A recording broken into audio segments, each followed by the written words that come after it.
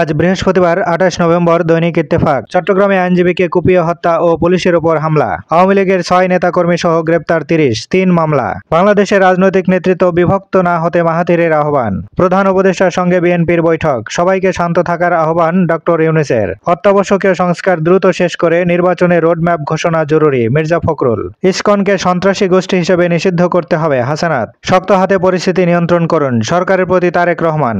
ISKCON নিষিদ্ধ হবে কিনা তা সরকারের নীতিগত সিদ্ধান্তের বিষয়, হাইকোর্টকে অ্যাটর্নি জেনারেল। আদানি ইস্যুতে ফের মুলতবি পার্লামেন্টের অধিবেশনে। এক সপ্তাহে $৫৫ বিলিয়ন হারিয়েছে আদানি গোষ্ঠী। শেষের পাতা। অভ্যন্তরীণ নিরাপত্তা ইস্যুতে অনধিকার চর্চা করছে ভারত, নাহিদ। বাংলাদেশ কারো ষড়যন্ত্রের সামনে পরাস্ত হবে না, মাহফুজ আলম। ২০১৬ সালের একটি রায়ে জিয়াউর রহমানকে নিয়ে বিরূপ মন্তব্য। বিচারপতি আশরাফুল কামালকে লক্ষ্য করে ডিম নিক্ষেপ। শেখ হাসিনার শাসনামলে মানবতা বিরোধী অপরাধের বিচার। আন্তর্জাতিক অপরাধ ট্রাইব্যুনালকে সহযোগিতা করতে চায় আইসিসি। প্রধান উপদেষ্টার সঙ্গে সাক্ষাতে প্রসিকিউটর করিম এ খান। অধ্যাপক রেহমান সোবহান। সংস্কারের বেশিরভাগ পরিকল্পনা বাস্তবায়নে চ্যালেঞ্জ হয়ে দাঁড়াবে।